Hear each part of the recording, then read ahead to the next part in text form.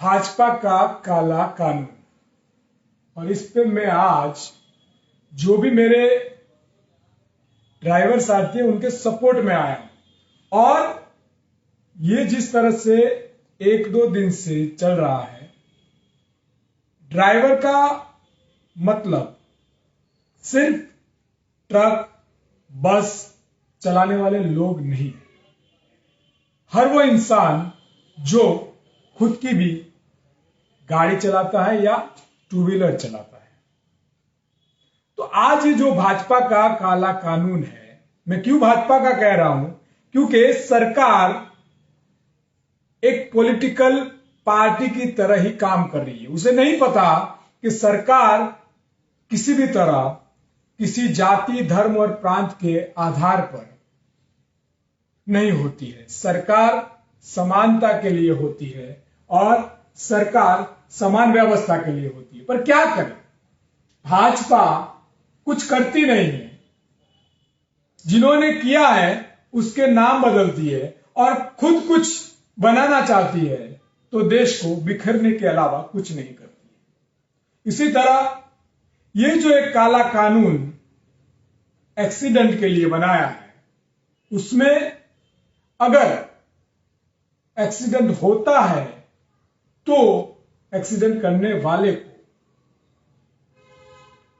7 साल की सजा और 10 लाख रुपए का जुर्माना।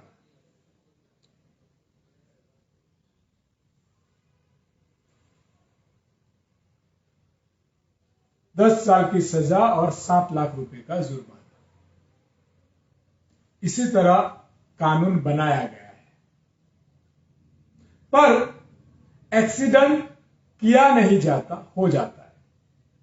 और सरकार और ये भाजपाई जिस तरह से कानून को समझ नहीं रहे, भारत के सारे कानून भारत की आत्मा को पहचान कर, भारत के संविधान को पहचान कर बनाया गया है। और मैं हर बार कहता हूं कि और सारे देश दिमाग ज्यादा लगाते हैं, दिल कम लगाते हैं, पर भारत जो है वो दिमाग से ज्यादा दिल से चलता है। इस देश में कमाने वाला और 10 खाने वाले होते हैं। ये मेरा भारत है। ये परिवार, समाज और गांव और शहरों से जुड़ा हुआ मेरा भारत है, और वो भी दिल से जुड़ा हुआ भारत है।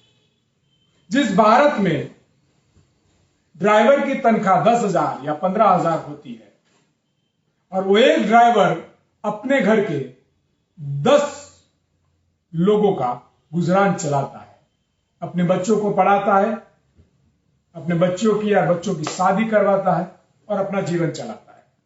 और जो लोग कमेंट में या जो लोग सोशल मीडिया पे ये भी चला रहे हैं कि जो ड्राइवर्स हैं वो आंदोलन कर रहे हैं, पर कानून तो होना ही चाहिए एक्सीडेंट के लिए। हाँ, मैं मानता हूं होना चाहिए, पहले भी था। पर मेरा सवाल है कि हमारे यहां एक व्यवस्था रही है कि हर वक्त एक्सीडेंट में गलती बड़े व्हीकल की ही निकाली जाती है। साइकिल के साथ बाइक वाला तो बाइक की गलती, बाइक के साथ गाड़ी वाला तो गाड़ी की गलती, गाड़ी के साथ ट्रक वाला तो ट्रक की गलती हमेशा निकाली जाती है। और उसी मेंटालिटी में हम सब लोग भी हैं। कहते हैं कि अगर वहां रुक गए तो सजा कम हो जाएगी, जुर्माना कम हो जाएगा। साथियों, मैं सवाल करना चाहता हूं उन सब लोगों से कि एक्सीडेंट जब होता है तो इंसान भागता क्यों है? कई ऐसे केसेस आज भी हमारे कानून व्यवस्था में दर्ज है कि एक्सीडेंट होकर रुके हुए इंसान को और लोगों ने पीट पीट कर मार डाला। एक्सीडेंट से डर कर नहीं भागता है, पर जो आसपास जो हमारे लोग हैं वो एक्सीडेंट करने वाले को, आज भी आप देख लो, छोटा सा भी अगर एक्सीडेंट हो जाए तो हम ये नहीं समझते कि एक्सीडेंट कोई जानबूझ के नहीं करता। तो उस वक्त क्या होता है, हम ट्रैफिक जाम कर देते हैं, आमने सामने लठ लेके निकल पड़ते हैं और एक दूसरे को मारने के लिए खड़े हो जाते हैं। ऐसे कई किस्से हमारे यहां दर्ज है। साथियों, ये सिर्फ ट्रक वालों को, लग्जरी वाले के लिए नहीं है, पर जिनके बच्चे, मैं आज बहुत ही गंभीरता से कहना चाहता हूं, मैं जहां पर हूं गुजरात में, जिस जिले में, वहां सुबह मैंने एक सर्वे किया, 18 साल के कम उम्र के बच्चे स्कूलों में टू व्हीलर लेकर बहुत ही बड़ी तादाद में उनके मां बाप भेजते हैं। क्या उन बच्चों से एक्सीडेंट होगा तो उन्हें भी यही सजा होगी? हां, कुछ ऐसे लोग हैं जो शराब और नशे में ये वारदातें करते हैं, किसी के घर के चिराग बुझाते हैं, पर उन 1% न्यूसेंस के लिए आप 99% लोगों को ये सजा कैसे दे सकते हैं? और वो जो ड्राइवर जो 10 या 15 हजार कमाता है, अगर वो 10 साल के लिए जेल में चला जाएगा तो उसके परिवार के लिए कौन होगा? वो जो ड्राइवर जो 15,000 तनख्वाह लेके बैठा है, वो 10 लाख कहां से लाएगा? और मैं जो खामोश बैठे लोग हैं कि ड्राइवरों का आंदोलन है, उन्हें भी मैं कहता हूं, अगर आपके पिताजी, आपके माताजी, आपकी बहन, आपका भाई या आपका लड़का वो अगर एक्सीडेंट करता है या उससे हो जाता है, करता है शब्द सरकार की कानूनी व्यवस्था में इस्तेमाल करते, पर मैं कहता हूं हो जाता है, तो उसका क्या? 10 साल की सजा और जुर्माना। ये अकेले एक ड्राइवरों की लड़ाई नहीं है, ये हम सब की लड़ाई है।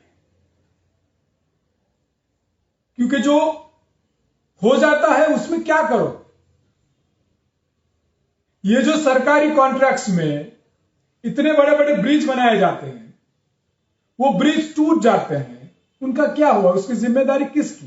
कहां गए वो इंजीनियर? कहां गए वो बनाने वाले? ये बारिश में बंद टूट जाते हैं तो उससे क्या होता है? इसी तरह एक्सीडेंट किया नहीं जाता, हो जाता है। जो लोग नशे में और ऐसे जानबूझ के करते हैं, उनके लिए कानून बनाइए। उस कानून में स्पेसिफिक कीजिए कि जो ऐसे ऐसे होंगे उनके लिए कानून लागू होगा, वरना ये काला कानून जो है वो उन हर छोटे परिवारों को ले डूबेगा। आप सोच रहे होंगे कि एक्सीडेंट होगा तब होगा, पर आपको नहीं पता हर रोज देश में कितने एक्सीडेंट होते हैं। और उसकी वजह सिर्फ ड्राइवर या गाड़ी वाले नहीं है, हमारी ट्रैफिक व्यवस्था भी है। आप कहीं भी बड़े शहरों में चले जाइए, हाईवे पर छोटी छोटी गाड़ियों वाले, छोटी छोटी टू व्हीलर्स वाले भी इतनी जल्दबाजी में होते हैं कि उन्हें अंदाज ही नहीं कि जिंदगी कब खत्म हो जाएगी। तो सबसे पहले सरकार को ट्रैफिक व्यवस्था के लिए आयोजन करना चाहिए, लोगों में जागरूकता लानी होगी कि किसी के एक्सीडेंट में किसी को मार पीट कर हम कुछ नहीं कर सकते हैं। लोगों में वो जागरूकता लाने के साथ, ट्रैफिक व्यवस्था के साथ, ट्रैफिक पुलिस और ट्रैफिक के संसाधनों को भी बढ़ाना होगा। और ये सारी चीज करने के बाद सरकार को ऐसे कानून लाने चाहिए। पर ये सरकार, मैंने पहले भी कहा, जो पुराने संविधान, पुराने कानून जो अच्छे बने हुए हैं उनके सिर्फ नाम बदल देती है। बस स्टैंड के नाम बदल देंगे, रेलवे स्टेशन के नाम बदल देंगे, और इन्होंने जो भी नया बनाया, ट्रेन नहीं बनाई तो पानी गिर रहा है, टूट रही है, ब्रिज बनाए तो गिर रहे हैं, सड़क बनाई तो निकल जा रही है, अस्पताल, कॉलेज, ये सारी तो बना नहीं सकते। और अब जाकर कहीं ये कानून, दूसरे सारे कानूनों का क्या किया, सिर्फ नाम बदला है। इंडियन पिनल कोड को भारत पिनल कोड, लोगों को भाषा में उलझाया करो, लोगों को धर्म में उलझाया करो। और अब कुछ नया बनाने की सोच रखी तो वो भी ऐसे काले कानून लेके आते हैं जिससे जो अपना गुजरान चलाते हैं, ट्रक वाले, बस वाले, छोटे छोटे टैक्सी वाले, उनके जीवन को बर्बाद करने का कानून लेके आ गए। पहले आप सोचो तो सही। और वो उन लोगों ने अगर गाड़ी चलाना बंद कर दिया, उन लोगों ने अगर ये पूरा ट्रांसपोर्टेशन खत्म कर दिया, उन लोगों ने छोड़ दिया, तो समझ लो सरकार की हालत क्या होगी। सारी चीजें 10 गुना महंगी हो जाएगी। ना दूध मिलेगा, ना तेल मिलेगा, ना पानी मिलेगा, ना चावल मिलेगा। समझ लेना, ना सर के बाल रहेंगे और ना पहनने के लिए कपड़े रहेंगे। समझ लेना अगर इन लोगों ने अपने हाथ गाड़ियों से हटा लिए, और क्राइम रेट 100 गुना ज्यादा बढ़ जाएगा। क्योंकि हर कोई इंसान अपने बच्चों का पेट पालने के लिए आपकी गर्दन काटने के लिए रुकेगा नहीं। तो मैं पहले भी कहता हूं, ये भारत है और भारत में रेल की तरह परिवार चलता है। एक इंजन 10 डिब्बे को खींच कर चलाता है। तो कम से कम सरकार को इस काले कानून में बदलाव लाना चाहिए। किसानों में भी ये काला कानून लाया था, उल्टे सिर गिरे, और अब फिर से वो, क्योंकि कृषि, ट्रांसपोर्टेशन, ये सारी चीजें इस भारत में, इस भारत की इकोनॉमी में बहुत बड़ा रोल है इसका, और इस रोल को संभालना होगी तभी भारत संभलेगा।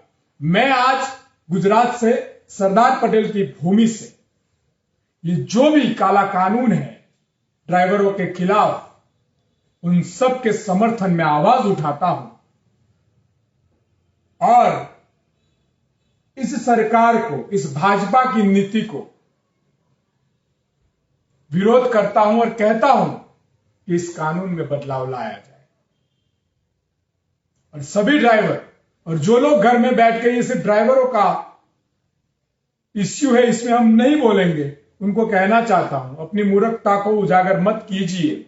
आपके बच्चे, आपका भाई, आपकी बहन, आपकी माता, आपके पिता, जो भी गाड़ियां चलाते हैं, जो भी हाईवे पर जाते हैं, जो भी कहीं पर निकलते हैं, अगर उनका भी एक्सीडेंट हुआ तो वही सजा, वही जुर्माना आपको भी भुगतना होगा। तब उल्टे सर रोना भी नहीं आएगा। सोचना होगा, एक्सीडेंट किया नहीं जाता, एक्सीडेंट हो जाता है। सजा उनके लिए निश्चित करो जो एक्सीडेंट करते हैं, जो शराब पीकर, जो नशे में है, जो जानबूझकर, जिनको सूझबूझ नहीं है, और उनके माँ बाप पैसों के नशे में और सत्ता के नशे में उनको बड़ी बड़ी लंबी लंबी गाड़ियां दे देते हैं, और वो खुलेआम न्यूसेंस होकर लोगों की जान लेते हैं। उनके लिए कानून बनाइए, हम भी सरकार के साथ हैं, और ऐसा कानून बनाइए कि ऐसे माता पिता अपने बच्चों को समझाए और वो भी समझ जाए कि किस तरह से हमें इन सारे कानूनों का नियम पर जो हो जाता है, अनजाने में हो जाता है,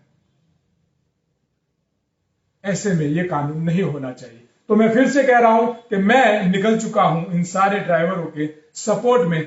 आप लोग भी निकल जाइए, क्योंकि ये इनका प्रॉब्लम नहीं है, हम सबका है। साथ मिलकर काले कानून को वापस लेने की लड़ते रहेंगे।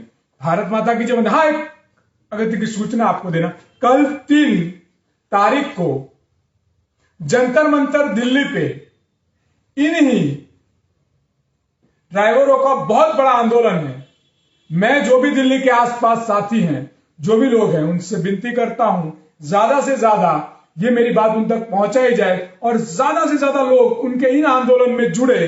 कल 3 तारीख को जंतर मंतर पे बहुत ही बड़ा जो इनका आंदोलन है, उनमें सब लोग जुड़े। सिर्फ ड्राइवर का आंदोलन नहीं है, मैं किसानों से भी कहूंगा, छात्रों से भी कहूंगा, और जो बेरोजगार युवा हैं उनसे भी कहूंगा। एक तो रोजगार नहीं है और गाड़ी लेके निकल गए और कहीं हो गया डिश, तो चले जाओगे जेल में, रोजगार कहीं और रहेगा और पूरी जिंदगी बिताओगे जेल में। तो साथ मिलकर आइए हम ये लड़ाई लड़ते हैं। तो कल जंतर मंतर पे सुबह 11 बजे इन सब के सपोर्ट में। भारत माता की जय, वंदे मातरम।